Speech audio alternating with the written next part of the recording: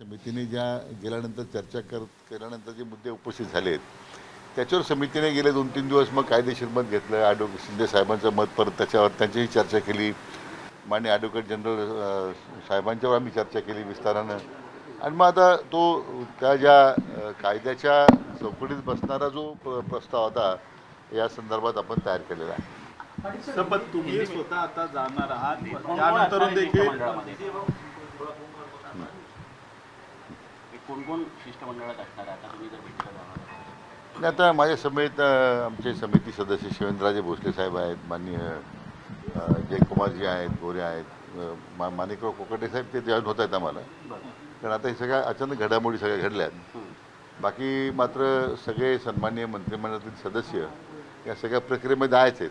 गेले 2-3 दिवस काही होते, काही ऑनलाईन होते, पण या सगळ्या चर्चेमध्ये त्यांचा सहभाग होता. आणि आमच्या विभागाचे सगळे मग सामाजिक न्याय विभागाचे सचिव किंवा आमच्या विभागाचे सचिव जे म्हणजे उपसमितीचे सदस्य सचिव आहेत ते मग वेगवेगळ्या विभागाचे जे अधिकारी त्या समितीचा आपण घेतलेले आहेत ते सगळेच त्या ठिकाणी हजर राहतील.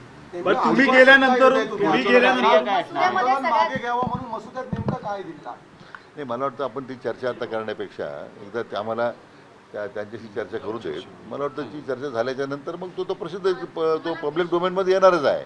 परंतु आम्हाला विश्वास आहे की शासनाच्या या भूमिकेमुळं माननीय जयरंगे पाटील समाधानी होतील अशी आमची अपेक्षा आहे. गंभीर गुन्हे दाखल नसलेल्या मराठा युवकांवरती जे गुन्हे दाखल करण्यात आलेले आहेत ज्याच्यामध्ये जे गंभीर गुन्हे दाखल नसलेल्या युवकांवरचे केसेस जे आहेत ते मागे घेतल्या जातील असं काही मसुद्यामध्ये मेन्शन केलंय का? या बाबतीमध्ये स्पष्ट भूमिका शासनानं मांडलेली आहे. म्हणून त्या मसुद्यामध्ये मग ते गुन्हे मागे घ्यायचा प्रश्न असेल, त्या मृत नातेवाईक आंदोलक जे आहेत त्यांच्या मुलांना पाल्यांना नोकरी द्यायचा प्रश्न असेल, हे सगळे विषय आपण ॲड्रेस केलेले आहेत. त्यांच्याकडून कोणी येत नव्हतं, शिष्टमंडळ येत नव्हतं, त्यांच्याकडून प्रतिसाद येत नव्हता.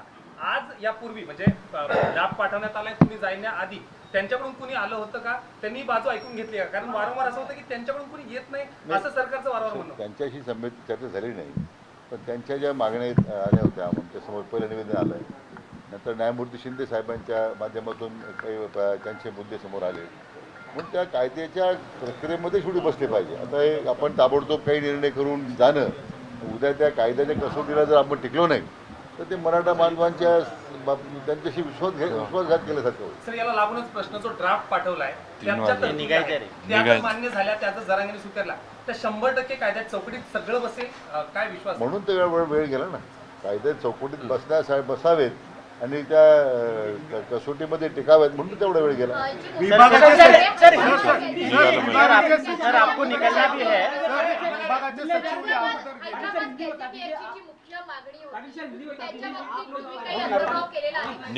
त्यांच्या मागण्यांचा अंतर्भाव त्यात केलेला आहे. अगोदर गेले होते. मसुदा तैयार किया आपने सर, आगे की प्रक्रिया क्या होगी? प्रक्रिया क्या नहीं, अभी उन्होंने जो पिटिशन दिया था सरकार को उसके तहत हमारे समिति ने न्यायमूर्ति शिंदे जी को वहाँ भेजा था. उनसे भी काफ़ी विस्तारित चर्चा हुई और जो मुद्दे सामने आए हैं उसके ऊपर काफ़ी गौर किया समिति ने.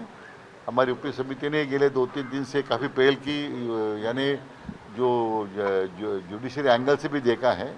एडवोकेट जनरल भी हमारे साथ उसमें 2 दिन लगातार हमारे साथ बैठे थे और ये पूरा एक मसूदा उसमें अभी तैयार होकर आया है. आप कितने आश्वस्त हैं इसको लेकर, क्योंकि इससे पहले चर्चा नहीं हुई थी जयरंगे पाटिल और सरकार के बीच में? ये पहला शायद अनुभव होगा कि आप जयरंगे पाटिल से मिलने जा रहे हैं. नहीं, मुझे पूरा विश्वास है कि अतिशय सकारात्मक दृष्टि से सरकार ने ये इस मामले में पहल की है और हमें विश्वास है कि जयरंगे पाटिल जी भी सरकार की भूमिका को इसमें स्वीकारेंगे. सर आखिरी सवाल, डेलीगेशन में कौन कौन होगा, मिलने कौन कौन जा रहा है? अभी मेरे साथ हमारे मंत्रिमंडल के जो सदस्य हैं शिवेंद्रराजे भोसले जी हैं, माननीय जयकुमार जी हमारे विधायक माननीय राणा जगदीश सिंह हैं, माणिकराव जी आए थे मुंबई में. ये अचानक इतनी हलचल बड़ी हो गई कि सबको बुलाना ठीक, लेकिन आज भी सुबह हमारी जो मीटिंग में सब हमारे मंत्रिमंडल के सहयोगी ऑनलाइन मौजूद उपस्थित थे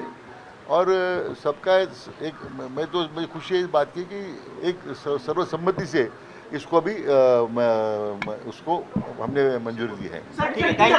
ड्राफ्ट में कंटेंट क्या रहेगा उसके बारे में क्या मैं समझता हूँ अभी ड्राफ्ट तो अभी उसका तो उनको देने के बाद तो आपके सामने कागज आएगा।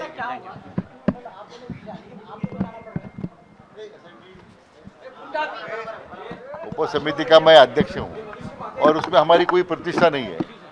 जो मांगे मराठा आंदोलन ने रखे उसके ऊपर तो मेरा कोई प्रतिष्ठा का प्रश्न मैं नहीं कर रहा हूँ।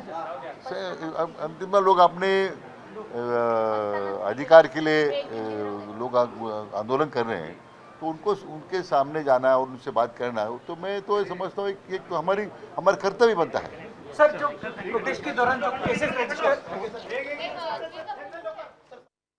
उपसमितीचे अध्यक्ष राधाकृष्ण विखे पाटील आणि जो GR सरकार काढू इच्छित आहे आणि त्या संदर्भातला प्रस्ताव एक नेण्यात येणार आहे आणि या सगळ्या GR संदर्भातला मसुदा आपण जरांगे पाटलांना सादर करणार आहोत आणि सर्वसंमतीने अतिशय विचारपूर्वक सगळा मसुदा तयार करण्यात आलेला आहे असं राधाकृष्ण विखे पाटील यांनी सांगितलेलं आहे।